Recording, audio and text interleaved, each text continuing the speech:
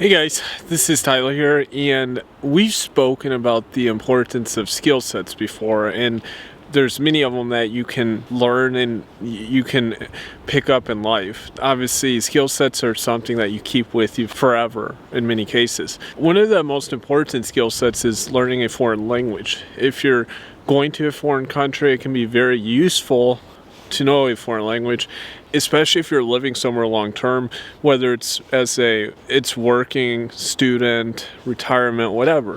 It can really pay big dividends, and especially too if you go to big countries where the language is very much mostly spoken by the masses, and in day-to-day life people prefer speaking in that respective language. I think it's very useful and it's worth the time to learn, and also you'll command a lot of respect from people.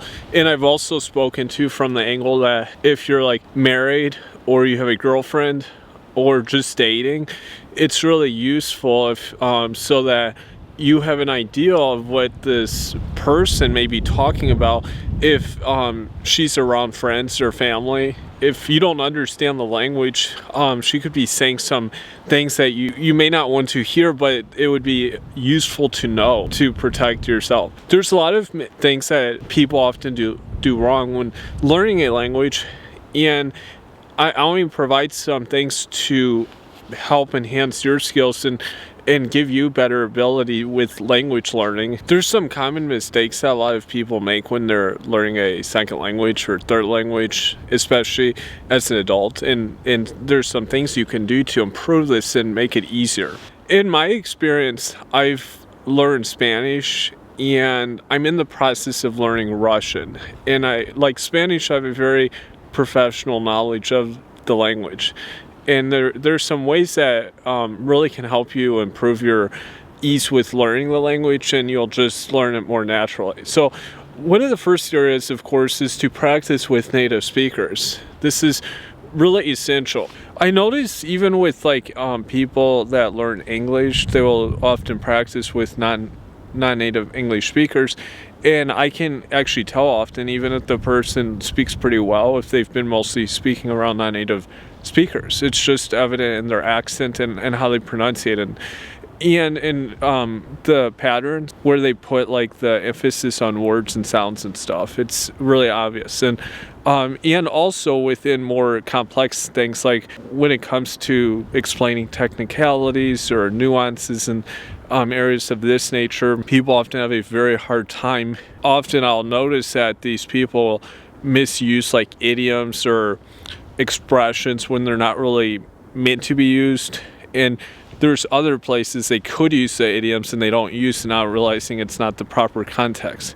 These are all things you have to learn by spending a lot of time around native speakers. So that means, simply practice with people of the language. And you don't need to like the people, honestly.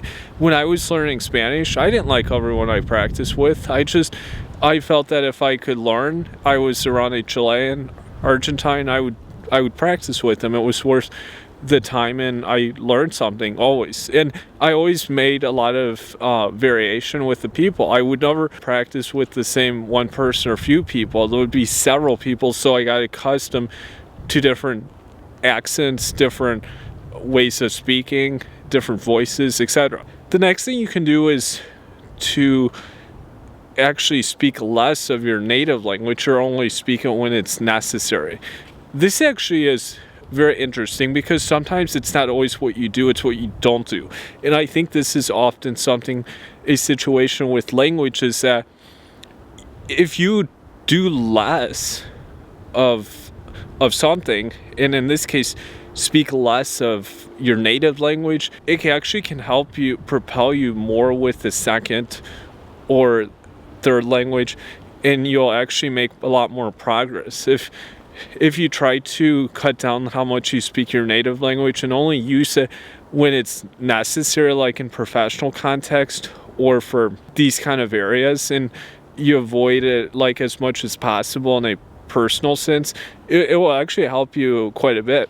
And that's one of the things that actually benefit me a lot. Like when I was living in South America, you might be surprised, I actually did not have a smartphone. I did not have WhatsApp. I didn't have any kind of smartphone applications. It sounds crazy. For like 2 years I had no smartphone, and I just had my computer for other functions, Skype, Facebook, and that's really that really helped limit the usage of English, and just simply also focusing more on face-to-face environments. It was really interesting because even at that time in South America, like in Chile, a lot of people actually were still using just like basic phones, as odd as it sounds.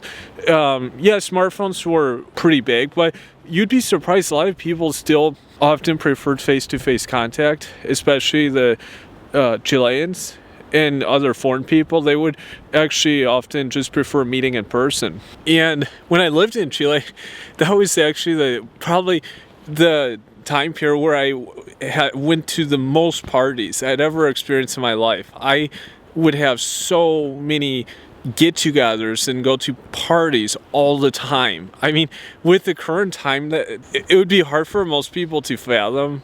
But it was really cool. It was super fun, and at these gatherings and parties and stuff, I would of course try to practice the language and try to just enjoy it. And that kind of leads into the next point, is that maybe for some people this may not work, but alcohol can make language easier.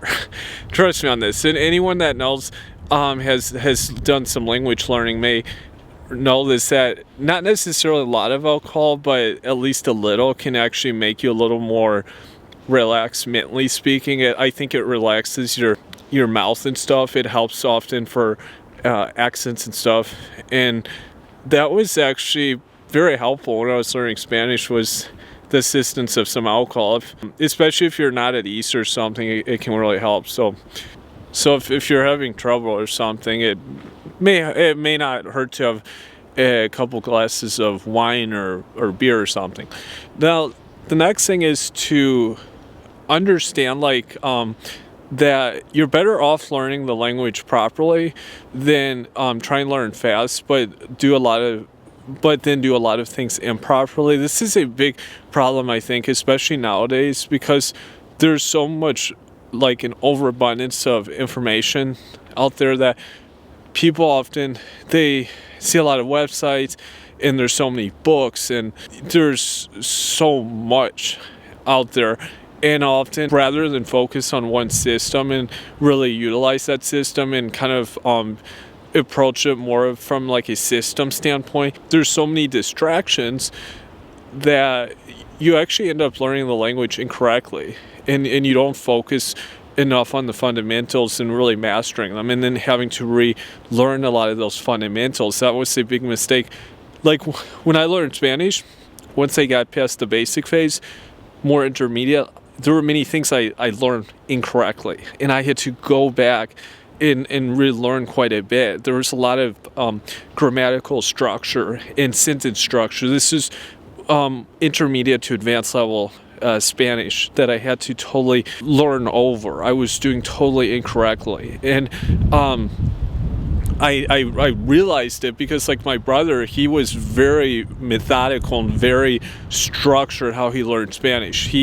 When he learned it, I mean, he learned it the right way, and he learned everything to the T, how stuff should sound, how it should look grammatically speaking. And I think too it helped because when I would visit him when I was down in South America, like I realized, I was like, oh man, I'm learning a lot of this stuff incorrectly. So I had to basically go back and relearn these certain areas because I didn't continue this progression and then totally learn the language in an incorrect manner. Now the next thing is, when you learn the language, I tell this to people, you should know the language so well. If you're in an emergency situation, there's any kind of situation, and you have to respond to someone on a phone or whatever, you should be able to respond like instantaneously, honestly. Like you should be able, at a moment's notice, or someone is saying, that's how you know the language well enough. That's the indicator.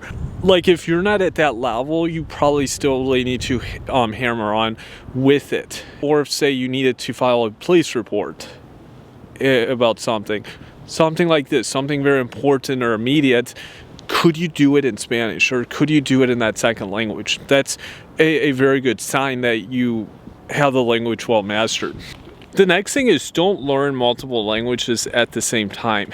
When I first started learning Spanish, I was also trying to learn French at the same time, and that was a big mistake. I couldn't do it effectively. I had to stop and just focus on Spanish.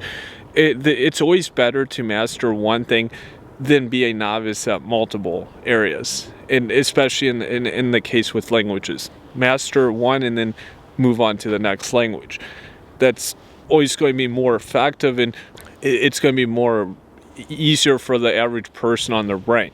And the last thing is to have a end motive and end goal. Like, if you don't like the culture, the society, you can't really immerse yourself in it like day in and day out, it's maybe not worth it in many cases, and it's going to be very hard to master. This is so critical people understand this. Like, you take a language like Russian. If you don't like Russian culture, you don't like things of Russian, I mean, learning Russian would be so difficult. It's the language I'm currently learning and studying.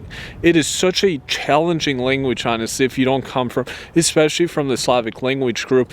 And you really have to put your mindset in that culture and the context. And it's such a different, like completely different language than the Romantic language groups. But it's the same thing, I believe, with like languages like Chinese or Arabic. These are very challenging for non-native speakers, and if you can't really connect on a cultural basis and you can't be in it day in and day out for years, maybe it's not worth it, and you perhaps should find another language. Just see what works. And one other bonus thing is, don't be afraid to try a different language. If you start one, you're in it for a few months or a year, and maybe two, it's not like that last part I mentioned about the culture. You're just not really that keen on the culture and whatnot.